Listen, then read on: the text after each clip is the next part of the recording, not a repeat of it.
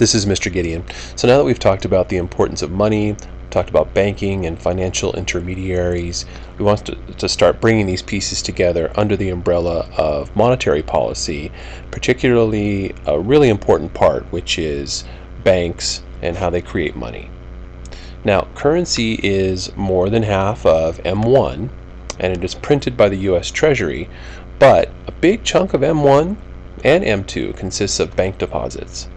Now, banks as financial intermediaries create liquidity, and there's some really important terms in here that we have to become familiar with. First of all, bank reserves. Reserves are currency that banks hold in their vaults, plus the deposits that they may have at a country's central bank through one of the branch banks or the actual central location. Once again, that's the Fed of the United States. The reserve ratio is a fraction or percentage of bank deposits that a bank must hold as reserves, and those are deposits that are put there by customers like you and me.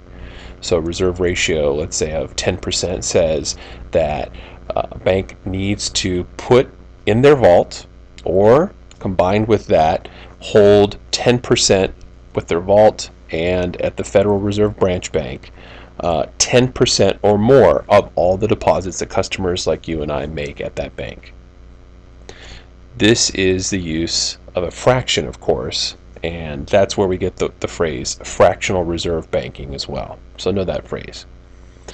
Required reserves are that minimum amount that they have to set aside and hold against their checkable deposits, bank deposits. Same thing. As mandated by the central bank, anything over and above that are considered excess reserves. A bank run is when many of a bank's depositors try to withdraw their funds due to fears of a bank failure.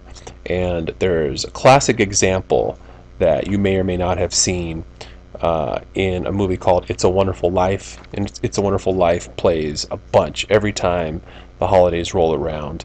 And it's a movie I highly recommend, but I've got a link here to the portion that's relevant to our discussion.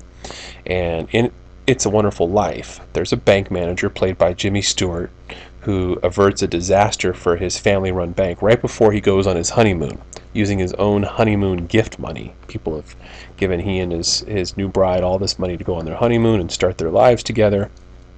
He uses that money to avoid disaster at his family-owned bank, although they don't really call it a bank in the movie because that meant something very specific back then. Today it's a much more broad and generic term.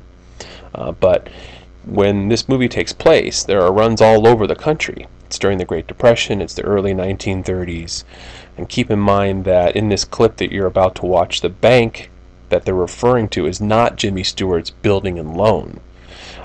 The film was made in the 1940s after the Banking Act, also known as the Glass-Steagall Act of 1933, that separated types of financial intermediaries. The Graham-Leach-Bliley Act of 1999 repealed that part of the Banking Act, and now we have these huge banks that can do all kinds of different banking transactions, but back then it was much more specialized, and there are reasons behind this, which we can talk about later.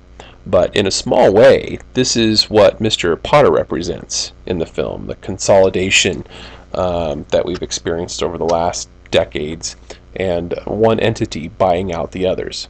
So go ahead now and click on this link and enjoy that clip, then come back. So hopefully you enjoyed that clip, and it helps you visualize a little bit, if you haven't ever before, what a bank run could look like. Couple of other key terms here. Deposit insurance. So backed by the FDIC, the Federal Deposit Insurance Corporation, which was established in 1933 with the Banking Act.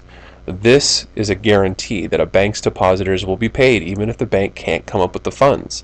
So let's say that Jimmy Stewart in that clip isn't able to win over the people that are demanding their money, and they're not, willing to buy into his argument that they should try to just get buys for a short period of time so that the bank doesn't collapse. Well, once the FDIC was set up, if a bank collapses, then they would back the deposits up to a certain amount. Currently, that limit is $250,000 each. that was recently raised as a result of the financial crisis. For a long time, it was 100,000. It was much less than that at the time that the time frame that the film was done. T account. T account is a simplified balance sheet, and if you took business economics, you might remember having to do one of these for your company. If you didn't take business econ, it's no big deal. But it looks kind of like a T, and I'll show you that in a minute. But this balance sheet that I'm referring to is one of the many financial statements that are floating out there for companies that show a business's financial position by showing in a table or a T on one side the assets of a company, and you'll recall that assets are what you own, and then liabilities on the other side, which are what you owe. This is an example of an actual balance sheet from a company I had, as you can see on this date, January 4th of 2011.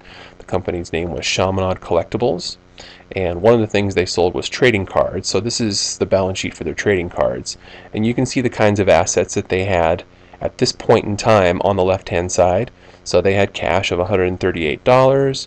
Receivables are payments that haven't been received yet from customers that owe them money. They didn't have any of those. There's other kinds of assets that a company could have, inventory like extra trading cards and so forth. You don't need to know all of these headings. These are things that people learn in business economics, and then they also get more extensive knowledge on these kinds of things when they take global economic leadership, the GEL class. But on the right hand side of a balance sheet, of course, are liabilities, or what a company owes to others. So if they have loans, they have bills they haven't paid yet, anything that they owe, that goes on the right hand side. And it's called a balance sheet because the left side and the right side are supposed to balance, and this one does. The assets on the left side are $163. On the right hand side, liabilities plus owner's equity is $163. And you're really supposed to, in a true balance sheet, have both of those entries on the right hand side. You're supposed to have liabilities plus owner's equity combined equal the total assets on the left hand side. And if you took business economics, you know this already, but I'm going over this in part so that you don't get confused. In this class, we're not going to talk about owner's equity. The kinds of balance sheets are, once again, simplified. They're just T accounts, and you might be kicking yourself going, but what about owner's equity? And Mr. Gideon taught me that liabilities plus owner's equity is supposed to equal the left side, which is assets. Just put that out of your mind. This is one of the very few times in AP you're going to be able to be simpler than you were in business economics, and I'm going to show you an example of that right now. So here's a potential T account, okay, a simplified balance sheet. Let's say it's for the Bank of Fahey, as in Brother Tom Fahey. And let's say the reserve requirement is 10%. This is the percentage that's required by law by the central bank. In our country, it's the Fed, for any bank to have to set aside of all the deposits that take place. So you have assets on the left-hand side of this simplified balance sheet, but I'm not going to keep calling it that. I'm just going to call it the T account from now on. You have the liabilities, what this company, in this case a bank, of course, owes. And when we're talking about a bank, you know, one of the things that also makes this simpler is the fact that they deal with money, or versions of money and financial instruments. You're not going to see on the left-hand side, like you did with the example I just showed you, you know, entries for inventory. You're not going to see a lot of the different kinds of assets and also liabilities in these examples that you might see by looking at a company that sells products, physical, tangible products like physical equipment. But let's see, because this is the focus of this lesson, of course, how a bank would create money, because money is not just currency, as we said, but it's also checkable or demand deposits. Now, one of the things that you have to keep in mind is that a T account shows a point in time. Just like a minute ago, when I showed you one of many balance sheets that have been submitted to me in business economics class, it has a date there. It says, as of January 4th, 2011. It's a snapshot in time. And in this case, they had inventory of $25, but maybe a week later they didn't have any more inventory They sold all the rest of their trading cards, they turned it into cash, and now the cash number was bigger a week later and the inventory number was smaller. At a different point in time, a different snapshot, maybe on January 11th of 2011, it looks different. So keep that in mind when it comes to banks and T accounts, because once again, these are snapshots in time. They tell a story or a moment in time for a story, and I'll preview this story briefly because this story has several steps, and I'm going to take you through this step by step. So step one, you have a bank, the Bank of Fahey, and let's say it's a brand new bank. They have no assets, they have no liabilities. Most of the problems in this class aren't going to start clean like this. This is a good starting point for us to learn. And let's say in step one, it has a new customer. Its brand new first customer is Mr. Gideon, and Gideon deposits $1,000 in this bank. You have to know how to be able to draw this by hand for a myriad number of situations. And if you had a real simple situation like this for a problem and I said, okay, show that, the question of course is, how would you show it? So what you would do is you would say, okay, I know the two sides have to balance out. This is a simplified version of a balance sheet, and this action actually has two facets to it. Now think back to loans, for instance. Right? If a bank gives a loan to somebody, that's an asset, but it's also a liability. Right? It's an asset for the person who owns the loan, it's a liability for the person who's supposed to pay it back. This is a different situation though. So we have Gideon depositing $1,000 in this bank. What does that represent at this point in time? Well, it's $1,000 worth of assets, which for now we're just going to call plain old reserves. This is just money sitting in reserve at this moment in time, right after the deposit. The two sides have to balance, and so what you would write on this side is $1,000 checkable deposit or demand deposit. They're the same thing. In the name of the customer, Gideon. And that's it. That's all you would do to show that point in time. Now, shortly after that, because we all know that Brother Tom would want to comply with the law, he would make sure that he puts 10% of that deposit locked away in the vault, or with a branch bank, perhaps of the Fed. So, next point in time, we still have this $1,000 checking account, or total of demand deposits, that Gideon can use whenever he wants to. Meanwhile, before Gideon does anything, the bank immediately, if it can, breaks the reserves up into two parts. It has what we call required reserves. This is the percentage that the Fed says you have to put aside, and then the leftovers, the excess reserves. So what's the reserve requirement? It's 10%. 10% of 1,000 is 100. Now what's left after they put this in the vault? They have 900, of course. So that would be step two. You take the $1,000 that was just plain old reserves in this step, and then you break it up into two pieces. Required reserves, this is the percentage that the central bank says you can't touch. Otherwise, people in the system might be skittish about the viability and the stability of the financial system. We'd be more inclined to have runs on the bank if we don't have at least some of the money sitting there and people know that it's going to be sitting there. But then the rest of it you can do with whatever you want as long as it's legal. Try to make money as a bank. So let's take that to step three. We're still going to have $1,000 that's sitting there for Gideon. He hasn't done anything yet with that $1,000 deposit that he's got.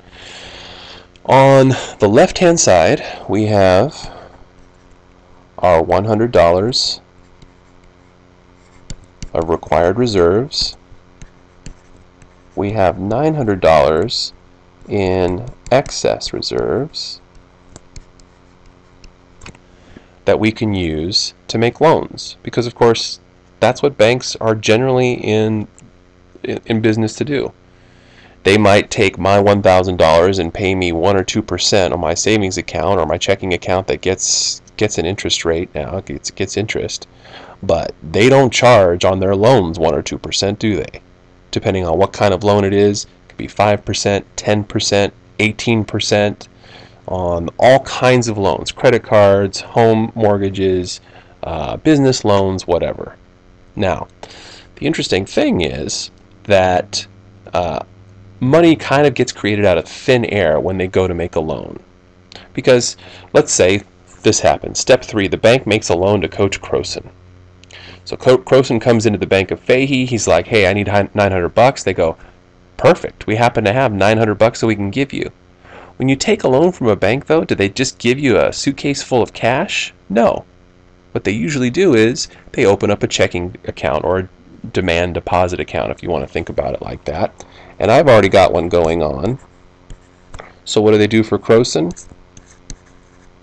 They open an account for him of $900.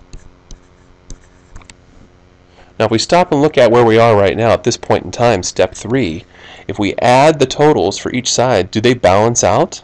Is this truly a balanced sheet? No. On the right hand side we have a total of $1,900. On the left-hand side, we have a total of $1,000. And that's because we haven't added something. The fact that this is an asset that was just created, this loan to Coach Croson. So we add $900 worth of loans. Now the two sides balance. Because when they create this loan, which is an asset for them, they're going to make money on this claim to this loan. On the other side, they don't give him cash. They might give him a checking account. They might give him a book of checks. If you've ever received or seen a checkbook, you know it's like creating money out of thin air. The banks can print checks with their name on it and your name on it, or they advance him a line of credit. So this is a key piece in the money creation process. Now let's go to step 4. Let's say Coach Croson says, thank you very much. Now I have $900 that I can spend, and he spends money at Meat Market. Meat Market, let's pretend, is a famous meat company, and we all know that Coach Croson loves meat because he emphasizes to his players on game day in particular when they're eating, have your meat first, protein first. So he's got to make sure that he's got a healthy stock of meat or protein for the team, of course. So let's say he spends all $900 at that place. Okay. Well, if we're still looking at the Bank of Fahey's T account, how does that change? Gideon leads a very boring life. Oops. So this still hasn't changed. On the left-hand side, we still have $100 of required reserves, because we all know the Bank of Fahey is not going to break the law. Then we have nothing there for Croson, because he spent that money. It's not a never-ending pool. And something changes on the left-hand side. Now before, we had $900 in excess reserves, and we had a $900 loan. Which one of those is going to zero out so that the two sides, the assets and the liabilities, still balance? Correct. Excess reserves. Excess reserves now go down to 0. Because Croson gives, let's say, a $900 check all to Meat Market. And Meat Market says, thank you so much, we're going to deposit it and it's going to clear. Well, how does Meat Market get paid? Through the excess reserves that the Bank of Fahey is holding on to. Meanwhile, Croson still owes them $900. Them being the people that operate the Bank of Fahey. And so for step 4, this moment in time, that's how that would look. One last thing. Let's say that Meat Market, who just made $900 off of Croson, who paid them using his loan, has a different banker than the Bank of Fahey. Their bank is the Bank of Sodor. Here's their T account. Let's just say that for simplicity's sake, they're brand new as well, and they're starting with a clean T account. How would that look? Well, kind of almost exactly like when I first made my deposit at the Bank of Fahey. You have Meat Market come in and make a deposit that they can draw on later on, but it's $900. Checkable deposit or demand deposit, whatever you want to call it,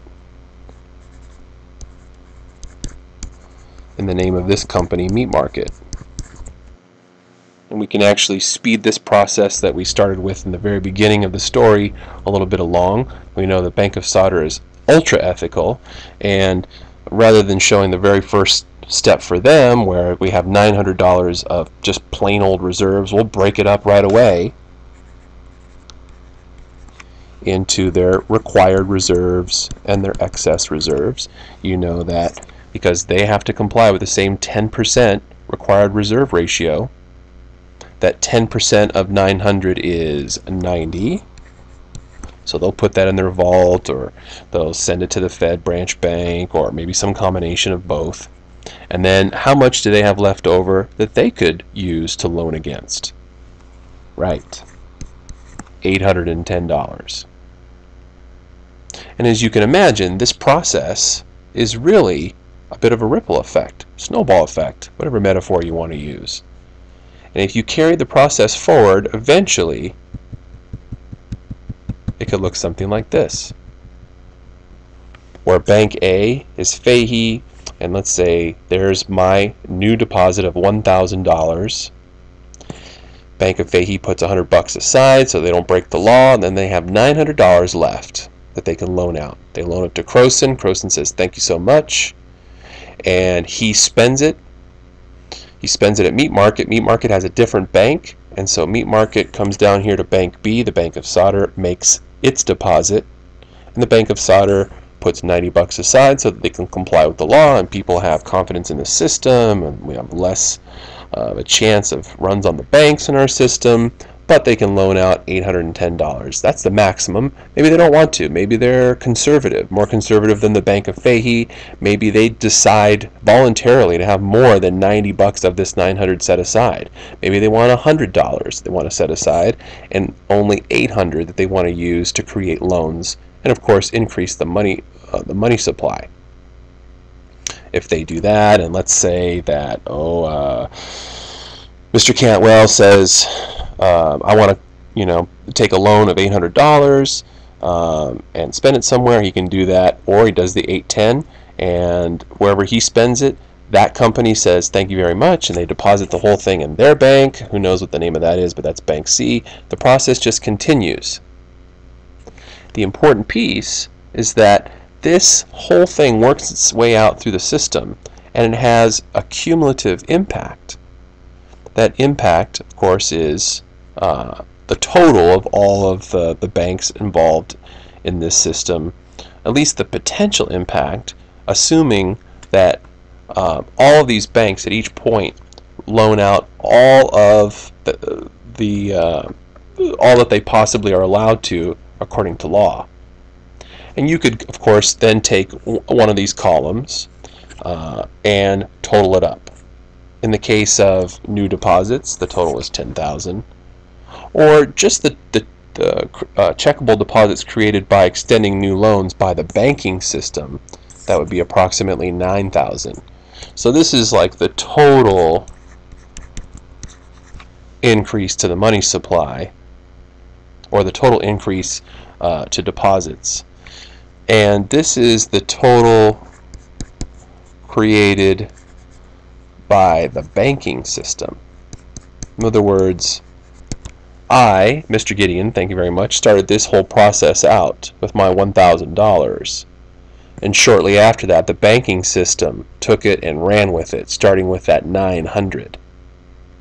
These are two different kinds of questions that you're going to have to answer. But if you are asked a question about, well, what's the total possible maximum increase to the money supply, period, you start counting with me. But if the question says, well, the total possible increase in the money supply due to the banking system, then you have to start once Fahey gets involved, one step later. Now, you aren't ever going to have to construct some kind of a chart like this, which is super tedious. And if you're listening to this video in summer school, the fortunate thing for you is you don't have to do this. There's no way that I can force you to do this, but I do actually force people to do it in my physical class, just to make a point.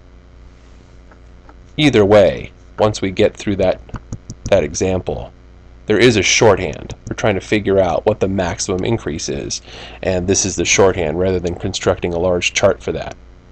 We call these the money multipliers. If you recall, back with fiscal policy, there was something else called the spending multiplier, which indicated that there was a multiplier effect when the government decided to increase spending, at least in theory, based on the marginal propensity to consume. If the government chose to increase spending by $10 billion, that maximum impact possible could be much greater than $10 billion. It could be $100 billion, depending on how willing people are to spend that extra disposable income. This is a similar concept here, only it's called the money multiplier. And we'll talk about what this really means when we talk about monetary policy more in depth and the whole chain reaction there. But suffice it to say that for now, that the increase to the money supply is something significant and something you're going to have to calculate. So once again, if it goes to this question and it says, okay, so something happens, somebody walks into a bank like Mr. Gideon and says, I want to create a new deposit, then there's a couple of questions we could ask you. We could say, what could the total increase to the money supply be? And in this example, it would be 10,000. Or we could say, what's the total maximum increase in the money supply that could be brought about just by the banking system? And the answer is 9,000. Two slightly different answers. And if we ask you the first question, this is the way that you can find it out with shorthand. Okay, the maximum increase to the money supply, which in this case is not so much currency, it's checkable deposits and demand deposits, can be found with this shorthand, 1 over the reserve requirement times the change in R. So how would that work out in our example up there? It would be 1 over 0.1 times the change in reserves. So what was the change in reserves that I brought about? Well, it was $1,000. So this is 10 times 1,000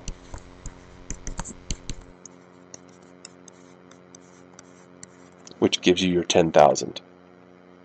If the numbers were different, let's say there was a reserve requirement or percentage of 20%, then you would do 1 over 0.2, and let's say that it wasn't me walking in, but it was somebody like the Fed. And this is tricky. The Fed, the central bank, is not considered part of the banking system per se. It's kind of like God, floating outside of the system looking down, or dad or mom, but not participating in these markets directly the way that commercial banks are, the way that you and I are. So let's say it was the Fed, and the Fed said, what we're going to do is we're going to buy up a bunch of bonds, we're going to increase your reserves by, I don't know, $20 million. Then what is the maximum possible increase to the money supply? It'd be 5 times 20 million.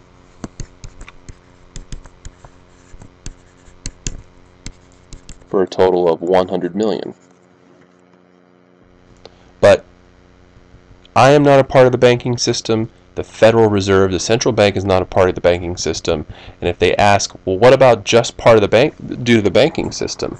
Well, in our original example, it'd be 1 over 0.1 times not 1,000 times 900, because when they finally, the Bank of Fahey, said, we're going to loan out what we can, it's times the excess reserves here, and their excess reserves are 900. This would become 10 times 900, which is 9,000, and that's what you saw at the bottom of that column in that long chart that you'll never have to construct for me. What if it was the Federal Reserve situation, this second example up here? What's the maximum possible increase to the money supply that could be brought about by the banking system? Well, you're going to do 1 over 0.2, of course. But times what? It's not going to be times 20 million. It's going to be times the first piece of excess reserves that would happen in the chain reaction. So some bank gets $20 million, but they have to put aside 20%. What's 20% of 20 million? 10% is 2 million. Is it 4 million? I think it's 4 million. So it would be times 16 million, because that's the excess reserves that the first bank could use to create loans and to create an increase to the money supply. So what does this become? This becomes 5 times 16 million for a total possible increase of $80 million, thanks only to the banking system. So not starting to count when the Fed got involved. Now, a couple of final points here. The central bank, in our case the Federal Reserve or the Fed, is not a part of the banking system for these kinds of calculations that we just did immediately over.